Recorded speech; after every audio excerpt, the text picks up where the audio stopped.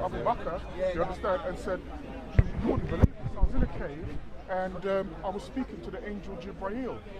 If you leave that aside for one moment and you look at what the political situation was... No, before you go into politics, I want to know the reason why you're not answering the question. Well, I'm going to tell you, perhaps I will answer it in a roundabout way. If you look, well, I will do, I'll give you my word. If you look at the political situation that existed in Arabia at that time, it was one of warfare. It was one of competing tribes and warring tribes. We know that in that part of Arabia, we know that it was a major trading port. One of the problems that they had there was the so-called polytheistic beliefs, and not only the polytheistic beliefs, but the war that came with it, which destabilized it. Because my belief, and I'll tell you right now, the same people who wrote the Quran and the same people who wrote the Bible, you understand, are the same people who are in power today. You understand? I'll explain. I'll explain to you. But the thing is, you're not letting me speak.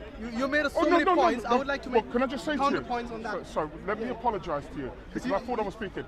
But if you want to, and you say that you want to come in, I'm in quiet. That's a polite thing to do. You have made so many points here, which I do not agree with. For example, you said that before Muhammad, there were many gods, which I agree with. Yeah. Yes, there were many gods. There were 360 gods in the Kaaba. No. Idols. Sorry, 360 idols. Let me just clarify that. There wasn't 360 gods. Sir, hold on 1 minute. Hold on a minute. They didn't call them idols. You understand? This is a new term. They were gods at that particular time. Yeah. Manat was a god. That's what yeah. I said.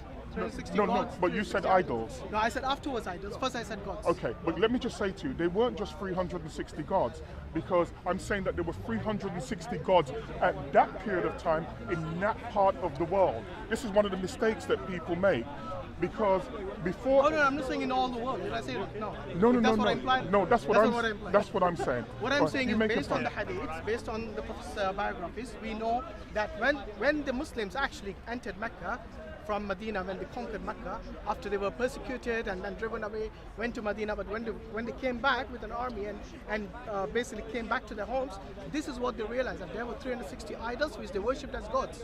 And this was polytheism. Yes, there was polytheism elsewhere in the world as well. There's no doubt about that. But anyone who basically misunderstands and tries to imply that Islam originated with Muhammad sallallahu alaihi wasallam are mistaken. Because what is Islam? Islam basically means submission to God. And submission to one God. No, correct me after I finish. So let me just say to you very quickly, yeah, we'll just move in and out. First and foremost, that so-called Islam, meaning submission to the will of God, yeah, is a term that originated around about 1400 years ago. Yeah, it didn't exist prior to 1400 years ago. What you just did, and I'm going to explain to you, is what I call the classic switch and bait. And I'll tell you what I mean. I'm speaking about the origins of a religion. You have taken a monumental step forward and speaking about the 10-year absence of Muhammad moving from Mecca to Medina and then coming back with an army. I'm not speaking about that. I'm speaking about way before that. I'm speaking about the origin of this particular belief system, and I'm saying that that belief system came out of the political situation that existed at the time. I disagree with you. Well, let me make one point then. One point, and then I'll... Let's not capitalize on the word Islam, because the word Islam is an Arabic term. Hold on. If you're thinking the Arabic term wasn't used before, there's nothing wrong with that. They used maybe a different term, but the submission of one God was there before Muhammad. Hold a second. Let me just say that. That may well be true if that's what you believe, but right now, today, if you go and you make Hajj, for example, and I've gone to Saudi Arabia, and I've gone on Hajj to Saudi Arabia, my younger days, 1997, and one thing that I discovered there, when you were walking around the Kaaba, most Muslims will believe that those who walk around the Kaaba is a holy place, and this is what they say. However, prior to the merchants turning that particular part of the world into a great big massive corporate industry, prior to that, that was the house of 360 idols that the people in that particular region of the world used to go to. But let me leave that aside for 1 minute, because that's actually a statement of fact. We're looking at the advent of a perfect religion. We're not talking Christianity, even though Islam allegedly says you should respect people of the book. I'm not even speaking about the Torah.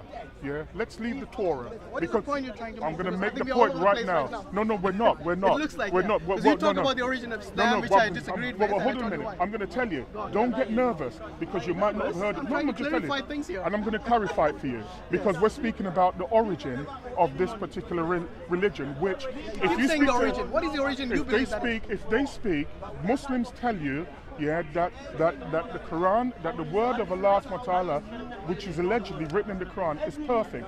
Is that true or not? The Quran is perfect. Okay. As right. the revelation from Allah, yes. Okay. Well, we know that you say it came from Allah, but we know that it came from an illiterate guy in a cave. But that's here's your the point. perspective. Well, can I just say to you, it's actually a statement of fact. You might not like how I said it. You're saying yeah? that Islam basically originated with Muhammad based on the This revelation is that he the- revealed. Let me finish. You know, I let you speak for such a long time. Well, you didn't Every let time me I try to speak. speak for No, no, 2 hold on a minutes second, and you hold want to on, stop hold me. on. You Can I didn't- have 5 no, minutes? hold on. You You spoke can at do. least 10 You minutes. can do, but you didn't let me speak. I spoke I because I did, wanted 10 to. minutes. But you go ahead and You've speak. been You go speaking ahead for and 10 speak. minutes. Every time I try You go to ahead. speak, you stop Can me. I just say to you, my point was a fairly simple one, but you speak and I'll listen. You kept saying the origin of Islam many times. I asked you to clarify. You said you don't want to answer that. Now, in order for somebody to understand what you're talking about, I would like to know what is your contention here that you want me I'm to gonna tell you. respond from an Islamic perspective. Okay. Because I asked you a clear question. What is your understanding of the origin of Islam? And you said you don't want to talk about it. You don't want to respond to that.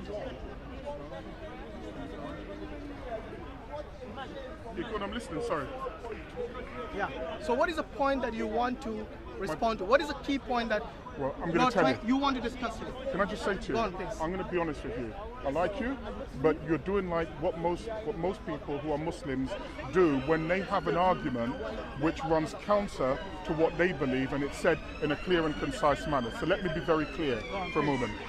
And I will repeat this again, yeah, but feel free to jump in anytime you wish to. I want to know I'm the not, origin that you keep well, hold on, you can't tell me what I'm going to say. I'm going to tell you what No, I you want to already say. told me about the origin, no, but but you you did not haven't. want You to haven't. respond You to it. haven't. You haven't. Let me just explain to you. The point that I was making, and you're not going to move me off this point, is a very simple one. What is the point? That's You fine. said, well, hold on, you're going to keep saying the same but I thing, wanna know the and then point. you're going to hold it You're all up. over Do you the place understand? right This is tiring me out. Do you understand? The point that I was making is a simple one. It is said that the Quran is perfect. It is said that the religion of Islam is perfect. I want to put that to the test and ask you a question. I mentioned earlier when I had a conversation with my daughter that whatever you find in the microsome, you find in the whole. So Muhammad receives this revelation. Muhammad goes to Abu Bakr, yeah, who is his father-in-law. He goes to Abu Bakr and he tells him about this religion. And remember, they're in an area where there is political strife. We know that as a fact if you read the Quran and if you believe the Quran and if you read the Hadiths and you believe the Hadiths. Personally, I don't believe it, but for argument's sake, I'm going to say that I've read them, you understand? And so I'm going to be speaking from that. Here's what throws me. You have a perfect religion, you understand, that has come after the Torah, that's come after Christianity, that's come after the belief of Izanagi, the god in Japan, that's come after Jade Emperor, the ruler of all gods in China, that's come after Guan Yin, you understand, the god of mercy in China, it's come after Banadicha, do you understand, the god of the Aborigines, it's come after Olarun, the god of the Yoruba, it's come after Niame, the god of the Ghanaians, and I can go on and on. And yet,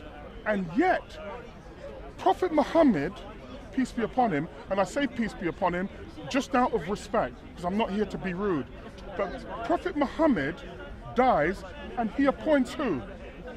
Well, not appoints who was appointed, do you understand, to take forward as the first caliph. The first caliph, yeah, of Islam was, you can laugh, but just tell me I'm lying and I'll stop. The first, I'm not speaking to him, I wasn't speaking to you, but I apologize. The first caliph was Abu Bakr. Abu Bakr, you understand, lived for 2 years. Yeah, lived for 2 years. Now remember, you can laugh. Am I lying? No, I'm not saying you are. Oh, okay, good. As long as I'm speaking the truth. Well, hold on a second. Sir, I've studied Islam for 32 years. You understand? Sorry? I think I know a little bit about Islam. Let me explain to you. I think you know. Abu Bakr dies. Remember, this is the perfect religion. Abu Bakr led the tribes of the Quraysh into war. These are the people that said that they followed and wanted to spread Islam, the perfect religion. Abu Bakr dies, yeah? What are the wars for? Just 1 minute. Okay. Who's this second Caliph? Is it Umar? Umar, Yeah, right. The second Caliph, she's my 10.5-year-old daughter, she knows more than me. Yeah, the second Caliph is Umar, from the religion of peace, the perfect religion. Umar survives for practically no time whatsoever, and the followers of the adherents of peace murder Umar. That's the second Caliph. The third Caliph was Uthman. Yeah, Uthman, you understand? Was also a warrior. Yeah, trying to spread Islam. This is what he did, just like Umar. Uthman, who's the third Caliph of Islam, is murdered. Remember, this is the religion of peace. And remember, whatever starts in the microcosm, you find in the whole. The fourth Caliph is Ali. Ali, many people believe, many people, especially if you speak to the Shia and you speak to the Twelvers, you understand, they will say to you that Ali should have been the first Caliph, being the cousin of Muhammad and being his secretary. This is what they say. I'm not Secretary. What? When I say secretary, his companion. That's an insult to Ali, you know. No. He's not his secretary. Yeah, he was one of his companions. He was his cousin. It's semantics. Yes. He was the closest person. It's not semantics. That's In my company. Anyway, what is the point? No, hold on a There's minute. never wars in Islam. Hold on. You said gone on no. for We're like talking 3 minutes about now, the and I still don't know what point religion. you're discussing. The religion of peace we're speaking about. Well, when you say peace, it doesn't mean there were no wars in this religion. Of course there were wars. Which is the perfect religion. Yes. Guess what happened with Ali? From the religion of peace. Ali is on the floor and he's prostrate in prayer. And Ali, from the religion of peace, the fourth Caliph of Islam, is murdered. Is murdered again. Remember, this is all from the lineage. Just hold on 1 minute. After him, the fifth and last Caliph, Mutawahid, you understand? He then comes, that's how I pronounce it. I don't speak Arabic clearly. You mean understand? Yeah, I don't pronounce it like you because I'm from Jamaica. That's fine, so excuse me. Ask your Now, daughter. I should ask my daughter because she's cleverer than I am. I can tell you that. But the point that I'm making is that, so from the beginning of the spread of this religion, it's been rooted in terror and murder. Let me ask you a question. That's wrong. I don't. Well, hold on a minute. You have spoken such a long time. I still don't know what point you're trying to say. If you, I think you should give me a chance to respond because I want to jump in here. Give me 20 more seconds. Okay. 20 more seconds. Count. The point that I'm making is that the root of this religion, after the so-called death, and even during the death of Muhammad, has been rooted in murder and terror among his own adherents. You understand?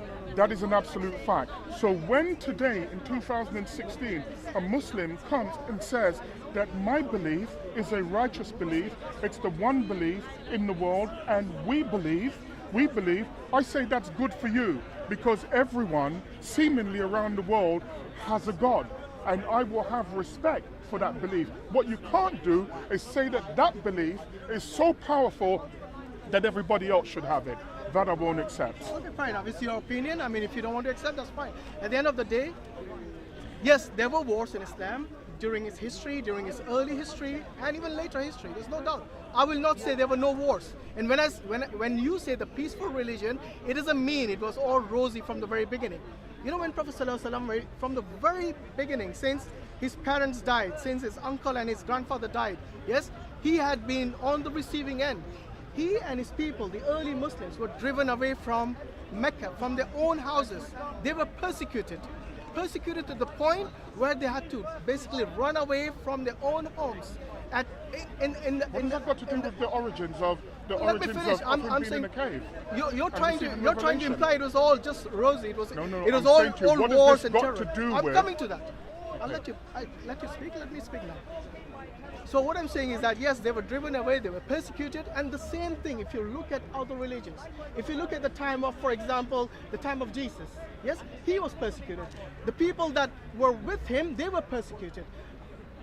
To be honest, I don't think any prophet from the past, yes, who has not been persecuted by the people that he ever. For example, why do you think Noah had to build an ark? Because he was also persecuted by the people. He was trying to convey the message. Now we go back to history and we look at all the prophets.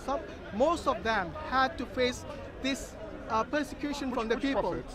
Noah, give an example of Noah, give an example of Jesus, example of Moses. The Pharaoh wanted to basically kill all the Hebrews and the Jewish people at that time, and they were persecuted. So Muhammad Sallallahu Alaihi Wasallam and his companions were no exception to this persecution. Because when you spread the truth, when you want to spread saying, yes, believe in one God, not this 360 idols, do not believe this paganism, I would call it paganism because it involves idol worship. Based on what? That's fine, we'll do the... Sir, let me finish and then you can interject, my friend. Based on what? Because what you're doing now, you're proselytizing, do you understand, and you're not giving an answer. I will give an answer to the question in my way if you don't mind. Yeah, but let me just say, if you stop interrupting me, then I can finish. Sir, I did not interrupt you, with all due respect. You've been speaking here at least 15-20 minutes. You can interrupt me. I told you can interrupt me. No, but I don't want to. That's not how I dialogue. That's not the point. That is the point. It's Hyde Park. We can't get a point across if we keep interrupting. And this is the problem that I have with Muslims. Which is Let me tell you what happens. Anytime somebody... No, I'll speak for 10 seconds. Anytime someone says something in an intellectual, clear, concise manner which goes against the doctrine that you've been taught, the first thing you do is raise your voice, interrupt them and try to throw them off. I understand. Hold on, did I interrupt you? Or you interrupted me? No, you did, but don't try to put what you believe is righteous, yes? Thinking that I'm the one who interrupted. Sir, when you look, I've only spoken from an Islamic perspective. No, that's what you think. No, that's I'm your telling you as a assumption. fact. For example, when you said, tell me where I've lied. Where you have lied? Yeah, just tell me where I've lied. I didn't say you lied. You might, Sir, you might not have. We can only speak on truth. Tell me where I lied. Okay, I'll tell you what. When you said Abu Bakr radiallahu anhu, yes, who fought wars, and I asked you which wars, you did not want to respond to that. Let me tell you why. Which wars did you fight? Let me tell you the reason why I don't get into that. I made clear the reason why I'm getting into that because the origin of the argument is not the wars. Yeah, it's immaterial. The origin of the argument, which you're not going to take me off of my path on, is that the religion that you follow is no different to the adherents of the other religions that existed at that time. Your story is no more plausible than any other stories. Why on earth wouldn't I sit here at the moment and speak about the three main Indian religions and the wars that they had? It's nonsensical. You know, you said something about Islam's origin, with wars and with terrorizing, for example. I didn't say that. Killing. I didn't mention the word terrorizing. Yes, you did. Maybe you should look up the videos that's been uploaded. Okay, then if hold I on. did, you know, I'm still not clear as to what you're trying to say. If you did not want to imply that, what is the point of this discussion? You tried to imply that Islam's origin wasn't peaceful, in other words. Is that what you're trying to say? Isn't that what you're trying to say? No. You can't put me in a place. I'm saying. I'm asking you. I'm not telling you. I'm saying amongst many other things, amongst any other things, I would have expected that if someone makes a claim, a claim that no other religion that I've ever heard of makes, whereby it says that there is no other prophet, after Muhammad, and I'm saying that's an incredible claim. That's no other prophet after Muhammad. I then want to see the results of what that religion says and what it does. And so I look at the religion again, and I look at the caliphs, do you understand? And I look at the murder and the tyranny that surrounded it. Now you may well say there was war at that time. That may well be the case, and I knew that there was war at the time. No, you did say that. If you heard me, what I said was all the prophets and their companions before were persecuted. Sure. Do you disagree with that? All the prophets were persecuted from the region of the world that you're talking about. Which is? But the region of the world that you're speaking about. Oh, you're talking only about the Abrahamic faith. Is that what you're talking about? That's right. Oh, okay, the Abrahamic faith is a problem. The Abrahamic faith. Okay, good. Right. So now we're getting somewhere. All of the Abrahamic faiths, make that particular claim. The point that I'm making is that the world extends beyond the Abrahamic faiths. So I'm asking, how was it, because I can tell you, I already know the answer, but I'm asking, how is it that Islam, for example, and Christianity, you understand, has spread across the world? Because as far as I'm concerned, they are expansionist religions. They are expansionist religions. There is a reason today. When my daughter and Are you somehow trying to say Islam spread by the sword? Why didn't you just say it? Well, hold on a second. No need to. You can't put words in my mouth. No, but that's what you're trying to say, isn't it? Come hold on. a minute. There's no. I mentioned expansionist religions, plural. Okay, yeah, I didn't say singular. And so, just for people who are not aware, the Abrahamic faith is Judaism. They understand Christianity and Islam. I'm saying when my daughter and I had a discussion today, and she was speaking about why is it that you can go to certain countries in the world and they only speak English, for example. I was trying to explain to her how religion has spread across the planet. Now, if you look at that's what we were speaking about, right? If you look at the world, there are two constants that run through it, as far as I'm concerned, within the Middle East, stroke Africa, and the Western world. It's the spread of expansionist religions. Now, if all the religion did was to take their book and say, here's the book, you can either accept it or not accept it, I would say that is fine, because people have a right to any belief that they wish. Interrupt me anytime that you wish. They have we have gone away from the point again. I still want to know what's the point we you're trying haven't. to debate. The point Every time you change the goalpost hold for on, some reason, hold on. every time I ask you No, a no, question, no. you change the goalpost. I have not gone So away that from is the the point. point. You don't understand. What it is, you What don't is the really main want to hear. contention? I just want Can I just say to you? The Abrahamic faiths Listen, are let me expansionist. because I said this is The other time. religions, This is until time now. Have you I said breaking to it you, down neatly this to you? is That's all you happening. do. This happens. You asked me to jump in. I'm all trying the to jump in. time, and that's the reason And I still why didn't get to talk. earlier I said if you came to Hyde Park once Yes. upon a time, you could have political discussions and so on and so forth, and now it's just a big outside mosque. If you go against whatever the prevailing, if you go against whatever the prevailing belief is, they don't wish to hear, because essentially, I still don't know what the discussion is. essentially, well, I think that you do. I think you're changing the goalpost every No. time. I'm Every not time I changing ask the you a goalpost. question about Islam, And- with regards to what you said, you asked me let what me is just one say thing to that you, you lied about. this- I asked you, okay, you did not lie, but some things you missed out, the key points. For example, I asked you about Abu Bakr radiallahu. Tell me what was the war that he fought Now, for. this is the Let's let me know classic. that. Hold on. This is the classic bait and switch. See what I mean? This is the classic See what bait I and mean? You switch. wanna answer the question This is the I asked classic bait and switch. Because if I answer, well, hold on one second. Hold on. I'll answer it for you. I'll answer it for you. The reason why, and I said to you previously earlier on, that I don't answer these questions, because essentially what it's meant to do is to take you away from your original point. And the original point is that Islam has no greater distinction than any other religion that's been here on this planet. Okay, hold on. Well, I'm answering you. Yeah, it has no other clear distinction from any other religion that exists on this planet Earth. So if I start going into Umar and the wars that Umar had and the taxes, the jizra that he put on the non-believers, it's a side issue. It's a side issue. The issue is that the beginning of Islam. No, it's not. The beginning. It's not the beginning of Islam. The beginning- And this is where you're wrong. You keep saying Sir, this is the origin of is Islam. semantics. No, This it's is not semantics. semantics. I'm sorry. It is. Look, It is. bro, let this man talk as well. It's The problem is you semantics. keep saying this is the origin of Islam. This is not the origin of Islam. It's semantics. Islam, look, the word Islam is the Arabic term. Yes, that might have originated 1400 years ago. But the belief in one God did not originate 1400 years ago. And this is the key point which you keep missing. Yes, there were gods who were basically believed by other countries, other geographic regions like Japan and Egypt and so on. Yes, there were other gods. I do not deny that. But the key point is this. In many regions of the world, other than the Middle East, okay, there was also belief in one God. And this is what, for example, take the example of Ashoka in India. Yes, he fought wars to spread his religion. Guess what was his religion? Do you know?